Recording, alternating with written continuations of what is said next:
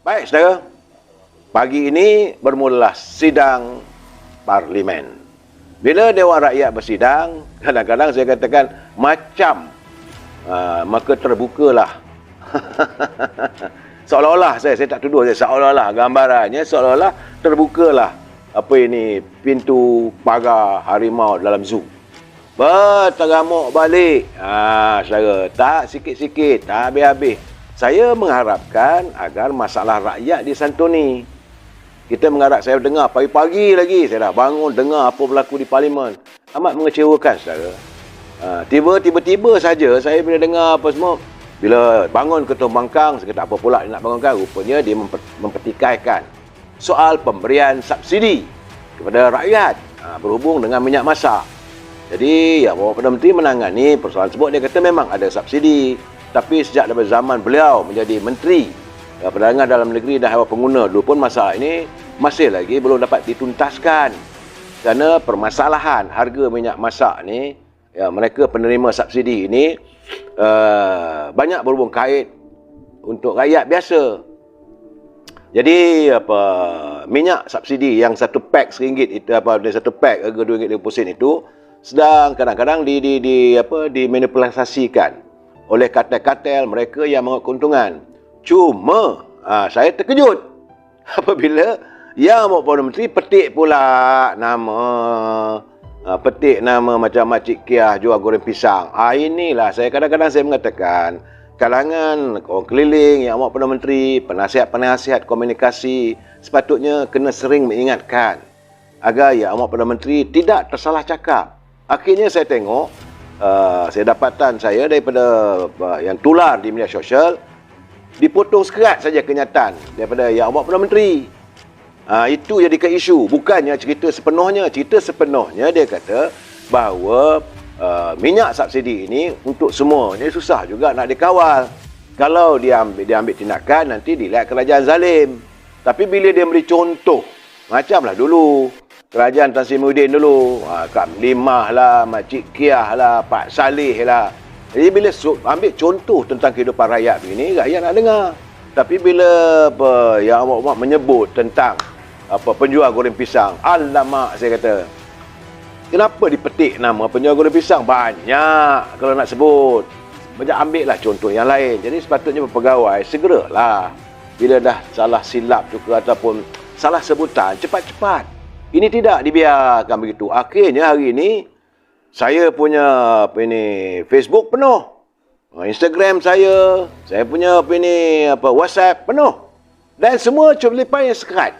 Apabila Yang Amat Berhormat Perdana Menteri bercakap tentang bagaimana penjual goreng pisang tidak boleh. Dia kata sebenarnya kalau mereka menjual goreng pisang menggunakan minyak masak yang ada subsidi, itu salah.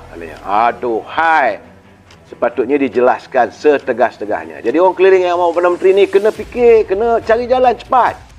Itulah gunanya adanya pegawai akhbar, press secretary, gaji besar. Akhirnya yang dilihat salah Perdana Menteri. Salah Perdana Menteri, salah UMNO. Ini keadaan sekarang saya. Bukan boleh salah-salah petik ni. Rakyat bila kena sikit, mulalah mereka melenting. Cuma penjelasan. Jadi bagi saya carilah jalan lain. Macam saya dapat tadi kiriman tu, dia kata selain daripada goreng pisang apa, takkan tak ada. Ada orang meniaga kinzir golek. Aduhai, saya kata, kasarnya bahasa mereka. Bagaimana jual muruku? Macam mana jual toseh? Jual roti canai? Tentulah mereka pekedai, siapa nak cari barang yang tidak bersubsidi. Mereka nak cari keuntungan dalam keadaan hari ini. Jadi sepatutnya jangan itu jadikan contoh. Kalau nak jadikan contoh juga, bagi tahu bahawa kerajaan prihatin. Sebab macam saya katakan semalam, 2 malam, 3, 4 malam dulu pun saya katakan bahawa minyak subsidi ini kerajaan memperuntukkan setiap bulan sebanyak 60,000 tan. Tapi rakyat kita cuma pakai 30,000 tan.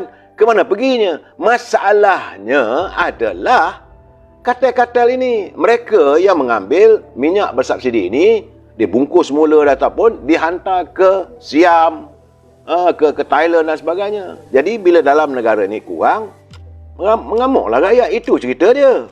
Saudara. Jadi saya haraplah agar Yang Amat Perdana Menteri saya menegur Saya terus terang cakap, walaupun beliau sebagai naib Presiden UMNO, kalau sesuatu yang menyangkut tentang pimpinan saya harus menegur, saya tegur.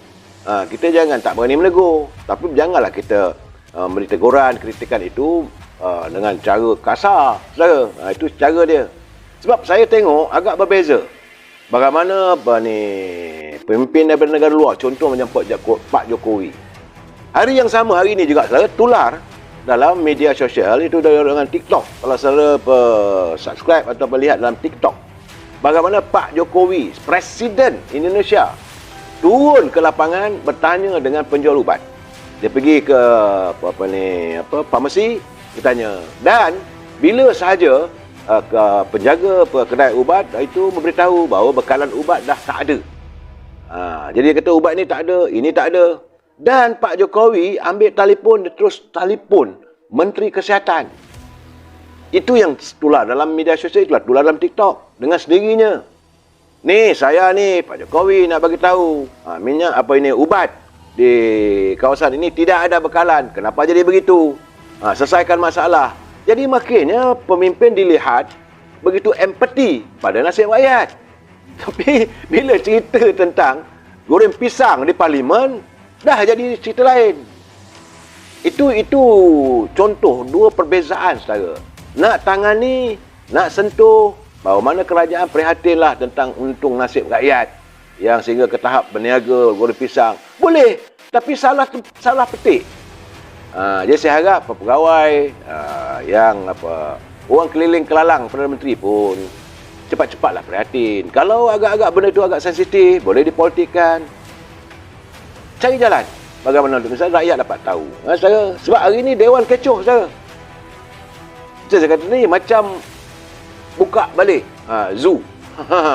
Sebab apabila usai soalan mulut sampai jam 11.30 pagi tadi, maka bangunlah ahli parlimen, berhormat Puan Isna Raisyah Munirah. Isna Raisyah Munirah Majlis Fakarudi. Beliau merupakan ahli parlimen daripada Parti Warisan, mewakili kawasan Kota Belud. Kota Belud ini kawasan yang menghadapi masalah dengan pendatang-pendatang dari Sulu dan sebagainya. Jangan lupa saudara, peristiwa Kota Belud dulu. Jadi dia parlimen membahaskan isu tuntutan waris Kesultanan Sulu terhadap Sabah. Dan katanya dari segi bila dia berbahas di parlimen tadi, dia minta supaya isu tersebut dapat dibahaskan. Dah 3 kali dia minta supaya isu tersebut dibahaskan. Tetapi permohonannya untuk membawa usul tersebut dinafikan. Saya pun dengar juga. Rupanya waktu yang sama, ini Menteri Komoditi, ini Taqiyuddin, dia sedang membahaskan isu tentang masalah akta hutan dan kayu balak. Maka menjeritlah orang Sabah. Mana lebih penting, Pak? Ini soal kedaulatan atau cipta hutan? Saya kata betul juga. Tapi bila tak puas hati, akhirnya hari ni, hari pertama, dah kena singkir ahli parlimen daripada Kota Belud, iaitu Puan Isna Raisyah Munirah. Disingkir daripada parlimen selama 2 hari. Ini yang kita tak seronok dengar. Saya pun tak tahulah. Saya tak dapat memeta apa sebenarnya di sebalik penolakan usul tersebut. Sedangkan mereka menyatakan mereka nak tahu tentang tuntutan waris Sulu ini terhadap waris Sabah. Kemudian bagaimana berita melaporkan bahawa minyak syarikat Petronas katanya telah dirampas di Azerbaijan. Walaupun Petronas telah pun menjual semua kepentingan tersebut, tapi dia tak akan terhenti. Sebab mereka sudah seolah mendapat satu keputusan mahkamah. Jadi ini perlu dibahaskan di parlimen. Kenapa tidak dibahaskan? Saya tak tahu. Sebab itu Saudara Mat Semana dia kata syurnya bubarkanlah parlimen, itu terbaik. Benar. Saya nampak gayanya dari segi speaker pun. Tiba-tiba speaker pun naik angin. Mana boleh, speaker tak boleh naik angin. Speaker orang tengah. Macam hakim tiba-tiba menjerit. Mana boleh. Dengarlah saya cakap ni. Tak boleh. Sebab itu kadang-kadang saudara, saya rindukan zaman Allahyarham Tan Sri Zahir. Waktu Tan Sri Zahir jadi speaker Dewan Rakyat, ahli-ahli parlimen handa-handa belaka, saudara. Bukan main-main, bukan kalang-kalang, bukan kaleng-kaleng. Lim Kek Siang ada situ, Kapal Sing ada situ, Tan Chee Kun ada situ. Apa ini Li Lam Tai ada situ. Daripada pihak UMNO sendiri, Allahyarham Ikhwan Nasir ada situ. Memang berapi lah. Sebab Osman Abdul ada di situ. Daripada wakil UMNO. Kalau berbahas satu isu tu. Tetapi, speaker dengan tenang saja. Ya Muhammad, apa cerita ya Muhammad? Abang Muhammad nak cerita pasal apa? Saya ingat Muhammad duduk dulu no. Dan waktu Perdana Menteri, saya ingat lagi. Perdana Menteri sendiri sedang membahaskan usul ataupun satu ucapan di Parlimen. Ya Muhammad Menteri, sat no, duduk dulu. Perdana Menteri Dr. Mahathir waktu pun, Tan Sri Zahir ni boleh duduk, suruh duduk. Tapi kita hanya speaker hari ni. Dengarlah cakap saya. Saya pun terkejut. Itu keadaannya, saudara. Jadi kadang-kadang bila kita memilih orang yang bukan selayaknya, mungkin dia ada latar belakang sebagai ahli parlimen, sebagai peguam, dia tahu undang-undang, tapi tak semestinya kalau dia gagal untuk menjaga emosinya. Dan naik pula Rashid Asnor ni, dia kira diri dia je betul, akhirnya kegantung. Ini keadaan saya. Inilah gambarannya yang kita merasakan sudah wajarnya parlimen juga harus menjalankan satu islah untuk mencari. Tapi sepatutnya hari ini ada usul untuk memilih naib timbalan speaker, tak jalan pun. Jadi itu yang dia bangun tu daripada Sabah. Saya bawa usul tentang kedaulatan negara, mana lebih penting. Betul juga saya kata.